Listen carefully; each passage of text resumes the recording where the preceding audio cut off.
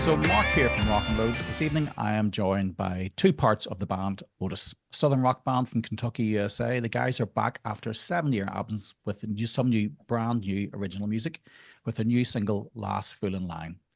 I'm joined this evening by Boone, frontman guitarist, and John, who's the slap of the bass man.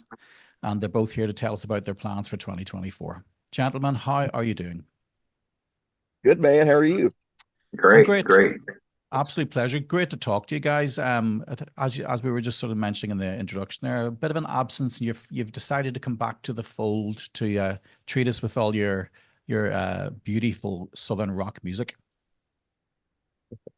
Yeah, man. We have been really busy up until 2020. Then of course the pandemic come along, and we hit a couple speed bumps, had a little bit of a lineup change. So it took us a while to get back going, but we released a single in March of this year, a cover of Betty Harris's classic "There's a Break in the Road." And then we came back and followed it up with this one, Last Fool in the Line. So it's good to be back, and good to be back to touring and talking to cool folks like you. Yeah, I'm sure. God help you. God help you. So listen, for anybody unfamiliar with the band, give us a little bit of a brief history about Otis. John, you want to take that one? Sure. So me and Boone started this thing back in around 2014 is when we got our first album out. We've been playing music together for a while before that, with his dad's band and a couple other projects. But when we put this together, it felt right. We knew this was what we want to be doing. So we just kind of kept moving forward with it ever since. Yeah. He put out the Tough Times album, tribute to John Brim. Fast forward a couple years, and then Eyes of the Sun came out on Cleopatra Records. And now here we are, after touring Europe a couple of times all over the US, and just glad to still be doing what we love doing, man. Yeah, yeah. You mentioned Eyes of the Sun. That was about 2017 release, was it? Yes. 20, yeah.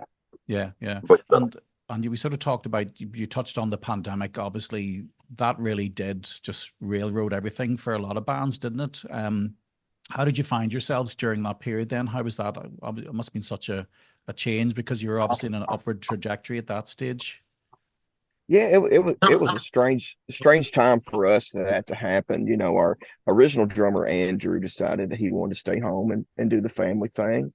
And the other guitar player in the band decided he wanted to play bass in an active rock band, which just left me and John. And then I myself, I had a little bit of health issues. I had thyroid cancer. I had to get my thyroid removed and take some radiation and do that. So it took about a year to get that took care of, to the point to where, like, all right, I'm going to be good. Let's go out here and tour. And then, from that point, it took a little more time to find us, two guys that we felt were right to be in the band. And in the meantime, I got to work closely with a band I really love and respect. The Kentucky Headhunters were from the same area as they are, so they had me doing social media and going out and touring with them a bit, and that gave me a really cool perspective. When the band got back going, I had a lot more tricks up my sleeve, business wise, and we really know who we wanted to be as a band, and we just got in there and worked hard and kind of gave ourselves a rebirth. Yeah, I'm sure the thyroid thing, it must have been quite a scare for you as well. And once you got out the other side of that there, it probably give you a totally different perspective on what you wanted to do, I suppose, and how you felt about the band and the music. Oh, absolutely, man. After not being able to play this music in a full band setting, for almost 3 years, we're so much more grateful for every time that we get to step on a stage now, because I mean that's the way life is, man. You really, once you do something, you never really know if you're going to get to do it again, and it gave us a really good perspective, and I'm all good health wise. I mean, these things, they pop up and happen. You take care of them and roll on. Yeah, very good, very good. And what about yourself, John? And how about that time over 2020 in the lockdown, etc.? How did you cope, or what did you do with yourself? well, like you said, it was we'd kind of been on an upward trajectory during that year. We had a nice tour set up. all the good feels, thinking, this is going to be our year, kind of a thing. And of course, it got shut down. And shortly after the pandemic hit, like Boone said, he found out he was diagnosed with cancer and had to have that taken care of. So yeah, I mean, the whole world flipped upside down. And of course, with the departures, that was a whole, moment in time that just everything just all your best laid plans just go completely kaput. You think you have it all figured out, and then you find out you have to rebuild. But you rebuild, just never quit. So as far as the big takeaway from that time, keep your loved ones close, and keep your dreams alive. Just keep doing what you want to be doing, and eventually you will have made the memories that make the journey, what it's all worth. Yeah, yeah. And what was Kentucky like during that time? Was it strict at all, or were you guys able to see each other and sort of have that bond and sort of put both yourselves through the hard times?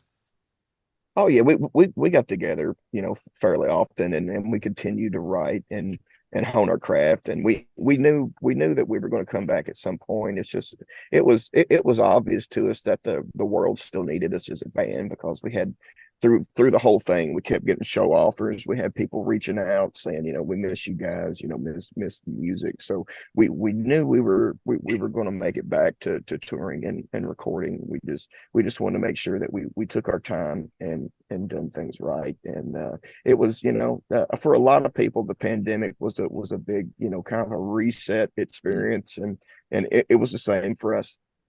Yeah, yeah. And I'm sure as well, and obviously the departures of the band, another sort of challenge to try and navigate when you're already dealing with thyroid and you're dealing with a pandemic. Like, my God, everything, like, it's like they say, when buses all come at once, don't they? It must have Yeah. been, you must have been like just banging your heads off a wall thinking like, Jesus, what else can I do here, I got to say real quick, I felt like with everything else going on, the pandemic was as big of a deal as it was almost back burner to Yeah. all the other changes going on in our lives at that time. It No, wasn't, it was very much a part of everyday life. But we had our 2 week, 3 week, and then turned into several months what felt like lockdown. But like Ben said, we had Zoom calls. We got together after we after they lifted things, where it was a little easier to meet up and hang out.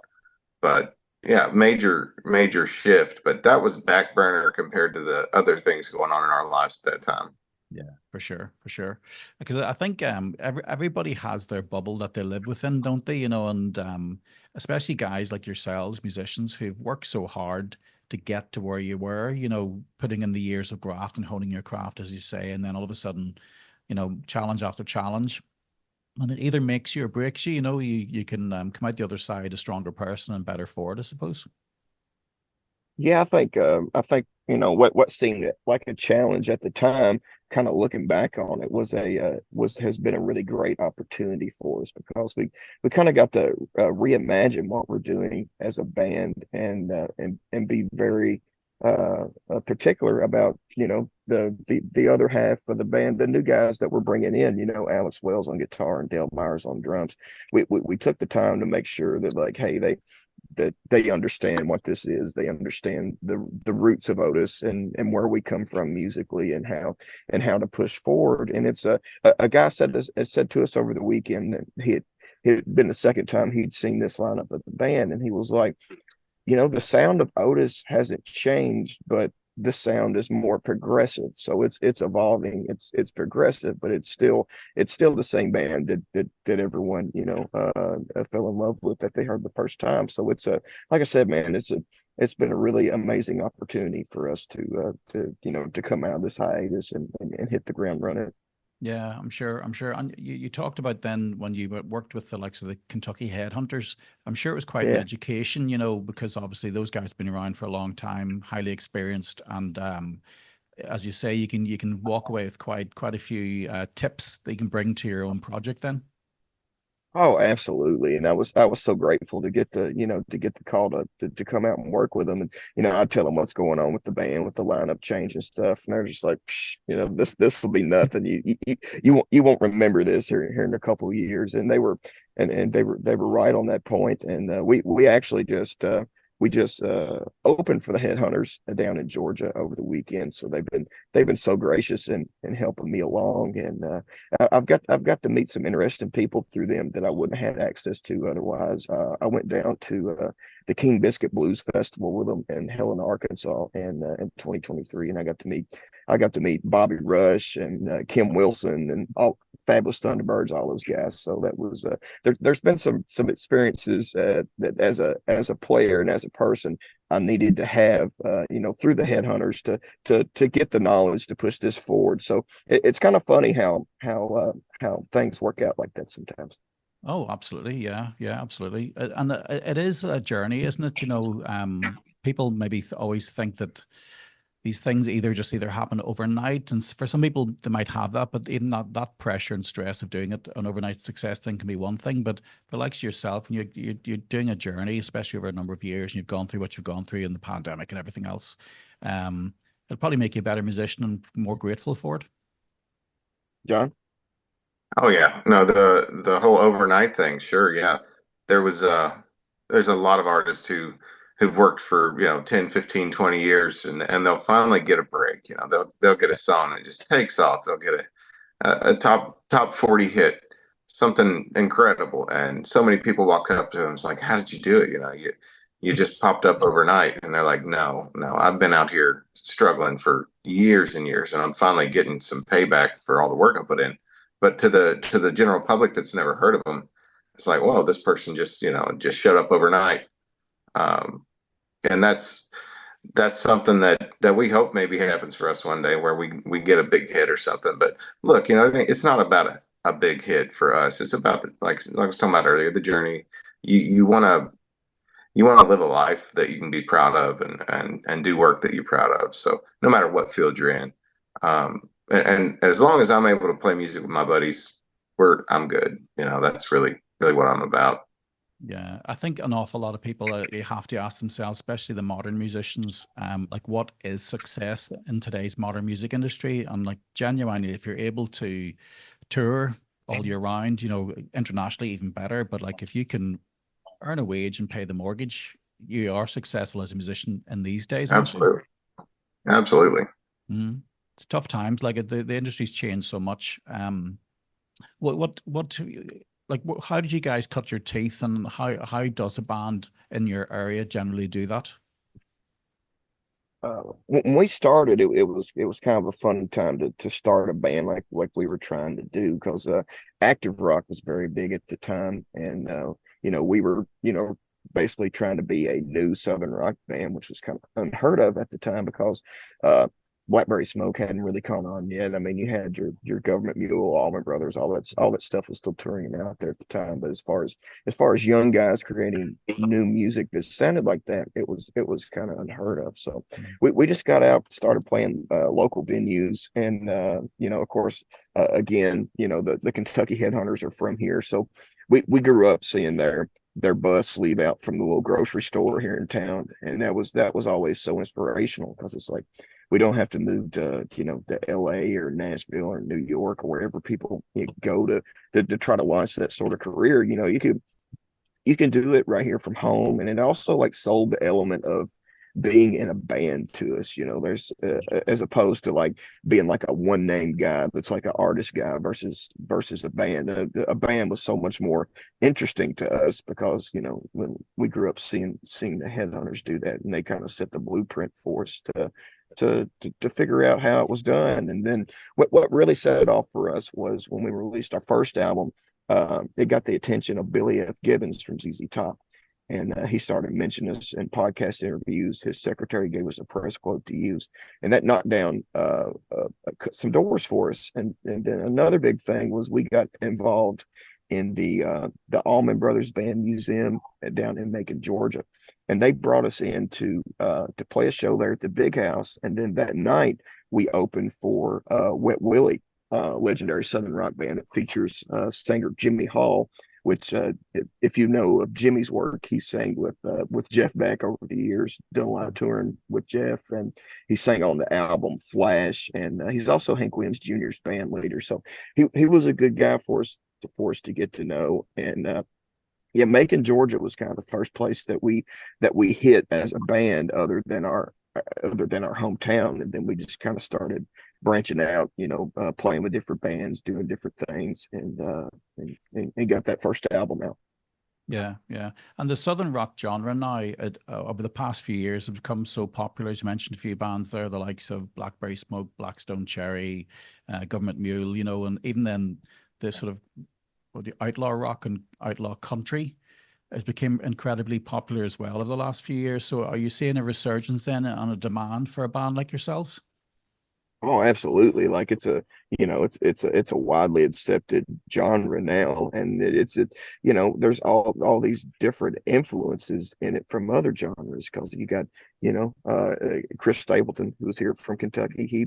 He's really kicked open the doors for our kind of music and modern music, like Americana and country, and he's kind of brought that into the Southern rock thing. It's kind of like outlaw country and Southern rock has all kind of been one big genre now, and that's been very helpful, because that gets you a lot more ears that can listen to it. And as much as we all complain about streaming and that current world, it has been a great thing just to get ears on your band. And music is so much more accessible than it was, when John and I were coming up as teenagers and figuring all this out.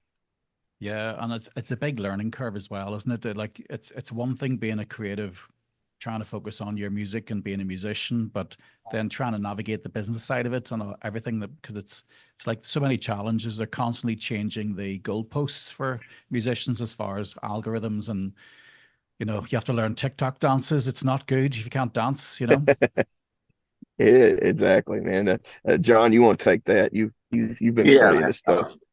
Speaking of TikTok, we just created a TikTok account when There's a Break in the Road came out, and I haven't really tried to push it yet. It's just, like you say, keeping up with all the new trends and the new platforms is maybe a younger man's thing, but we've learned a lot. We still push it on all the ones we have the most followers on, which mostly is primarily Facebook and Instagram, a little bit on Twitter still, but it's a journey to go from, you just want to play music. Like you said, you want to play music, you want to write, record, and tour. And that's what you want to do as a musician. But if you want to be successful without a manager, without you have to manage yourself. You have to, if you're going to be an independent artist, you have to release yourself, and then find people to help with PR. If you're not going to do all the PR on your own, which we definitely found a lot of help with PR people. That's something I think an independent artist needs to find. But it's a struggle to learn how to placate the algorithm, like you say. Post the right amount of content without overdoing it to wear out your fans, to help Spotify and all the other stream platforms figure out, hey, these are the people that are going to like your music. This is who we should push it towards. There's a lot that goes on behind the scenes like that I wish I didn't have to know anything about. But unfortunately, that's just the business we have. Yeah, I think you need some trendy young teenager to sort of get in on the band and just pass it all over to them, let them do it all for you, and you just it's just a nightmare to navigate. I feel sorry for anybody these days, because it's just so demanding. And as you say yourself, you could spend hours of your day doing it as well, and you feel like you get nothing back. It's almost like something. That's something like a lightning strike happens once in a while, and something just resonates with somebody, and you could hope that somebody might use a snippet of one of your songs for a viral video on one of these social media platforms, which might make a difference. But at the end of the day, you're musicians, and that's what you do. What you want to concentrate on. Yep. Chaos. Yeah. Chaos. No. You want to get it on an advertisement or a TV show or something like that. Get some sync going. But like you said, the viral aspect. It's almost a catch-22, because if you get too big too quick, it'll turn into 15 minutes of fame overnight, and then you're a household name without all the proper foundation. if you're not careful with that kind of thing, which would be great for the next few months. But how does that play out over the next 20 years? Yeah. So I'm not sure. I think it would be great to have something like that happen, but at the same time, I don't know how exactly that would actually play out long term. And again, even in the time that you've been away, for example, have you thought about how you're going to approach any new music that you're going to releasing here on in? There's so many different thought processes of how what is this successful route again? Because is it like you release a single once a month or once every 6 weeks or 8 weeks, or do you hold back and release an album? Have you guys put much thought into that? We talk and think about that a lot. Our ultimate goal is to put out a full length release, because as a band, that's the way we love to listen to music. But right now in the current market, it's very much a singles game, because it's hard to put all that money into releasing a full length project, and then you don't really get it back from streaming. You Yeah. get fans, you get people that'll come buy the tickets, but as far as like the money you would receive from somebody buying a physical product, it's just not there in streaming. So you have to approach it in a different way. So that's something we're working on, is getting up to that full length. But the kind of frustrating thing about the singles is you only get to show so much of your band at one time, as opposed to an album is more of a full view, a full picture of what you can do as a band. And you can, like, even with, like, when we did Eyes of the Sun, you could almost view it as a concept album, because we worked so hard on the song flow, and put an instrumental in the middle, and just all the fun things you get to do with an album. And we grew up, that's the way we grew up listening to music, is looking at the liner notes of Muddy Waters and Led Zeppelin and Humble Pie, and we want to give that experience back to the next generation of rock and rollers. Yeah, yeah. I was talking to somebody recently, and they had a good strategy on that. Where I think it was they released the album. And it's the only way to get all of the songs, obviously, in one go, is for somebody to purchase a physical album, but still release, say, singles every 6 or 8 weeks, because then you can have that sort of audience who likes to be drip fed and likes to have this sort of interaction type thing. But for the ones who Yeah. actually genuinely are invested in the band, will spend the money and put money in your pocket by purchasing the full length product. It's just trying to get that balance right. Some people like to do it in EPs and eventually drop like a full length at the end of it, or nobody really knows what the right process is, because it feels like it's another algorithm and something to try and figure out.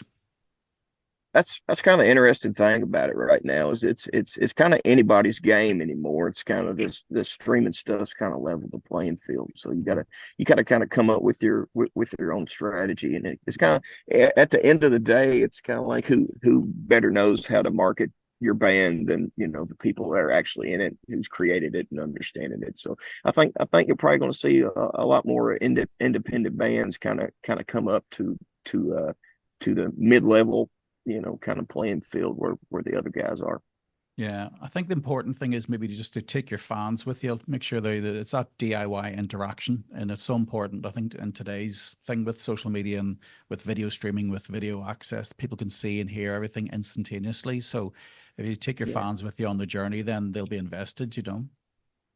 Oh, exactly, man. We've got people that they'll come see us, 2 or 3 shows in a row, or they've been watching the band for 10 years or more, or whatever. And that's just a very rewarding part of the process, is that somebody sees that worth and what you do enough to follow your journey, and come, buy merch, buy tickets, and get to know you as a person. It's a really cool thing. It's nice to see the people there after dealing with, like, the social media stuff all week and the streaming Yeah. all week, to actually see a real person come connect with it. You're like, all right, this is where it's at. Yeah. I was at a gig. I was at two gigs actually this weekend, and I think in the two gigs, I think I might have seen five bands playing. Not a single band had an amp on stage. It was all digital. Are you boys still working old school? Are you playing through amps and going through the pain of lugging those things up and down the stage?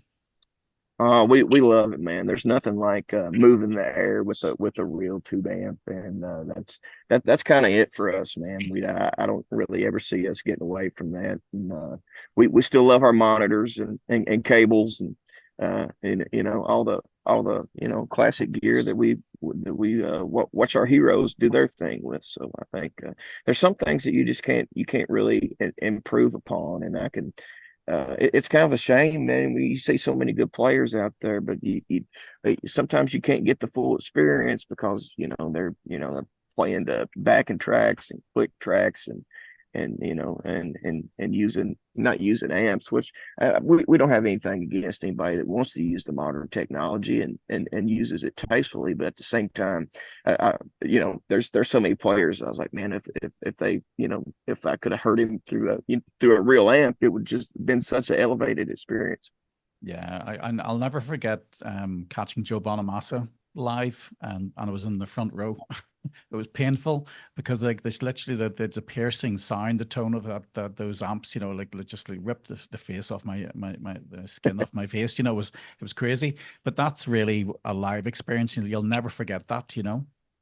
Yeah, absolutely. And shout out to Joe. He added us to two of his playlists last week, and he's such a great advocate for blues music and blues influence in modern music. So, but we really appreciate what Joe does. Yeah. And so tell me then, for 2024, you have started dropping new music. What is the plan then moving ahead? We're gonna continue releasing singles and touring, and then in the meantime try to make stuff happen business wise in the background to get us to the point where we can put out a full length release. Yeah, yeah. And any live shows coming up that you need to let people know about? Oh yeah, we got all kinds of fun stuff coming up. John, you want to take that one? I'd say the best way to find those is at theotisband.com. Um, my working memory is short, so I'd have to go look at the website myself, to be honest.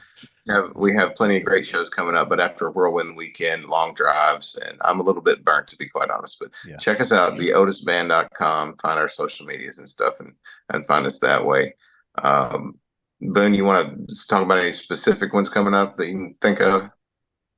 With There is one we're pretty excited about coming up in August. We're going to be at legendary Knuckleheads in Kansas City, and we're going to be playing with TC's Rock Trip. Of course, Tommy, a legendary drummer, he's played with Black Sabbath, Ozzy, Ted Nugent. And he just kind of does a great review of all the stuff that he's played on. So we're really looking forward to supporting TC's Rock Trip on that one, and we've been having fun out on the road, man. We've been getting to play with Jackal and the Kentucky Headhunters and mix some headlining shows in as well. So like John said, just go to theotisband.com. You can find all the streaming, social media sites, touring. It's all there. Check it out. Cool. Well, I'm looking forward to it, guys. I think Wes was saying I did see you live a couple of years ago when you were over in the UK. You were supporting, was it either Black Bay Smoke or Blackstone Cherry? I can't remember. Blackstone Cherry. Yeah. Blackstone Cherry was, yeah, Ulster Hall then gig. Yeah. Yeah. So yeah, like it's great. It really is great. Now, as I was standing last night in front of an Australian musician, and it's like you have to show up for these guys when these guys make the effort to come across the pond, because I'm sure for you guys anyway, touring the States is tough enough because of the sheer scale of the land you have to cover. But anybody who's making that extra journey internationally, it's so important to go out and support and turn up. So I hope to see you guys back in the UK at some stage, and Ireland, hopefully someday again. That's the plan, man. That's been some of our favorite touring we've done there, and just because of the dedication of the people to come out and see what we do, and it's a total different environment and connection than what we experience here in the U.S. They're just y'all are really reverent about how you come and enjoy a show, and y'all appreciate it when people make the effort to travel over. So we're looking forward to doing it again, and that's definitely in the plans. Brilliant. Well, I look forward to it. Boone, John, thank you very much for your time tonight, guys, and absolute pleasure talking to you. And I'm sure at some stage down the line we'll catch up again. That sounds good. Okay, guys, enjoy yourselves. Take care, and best of luck for the rest of 2024. Thank you. Thank you.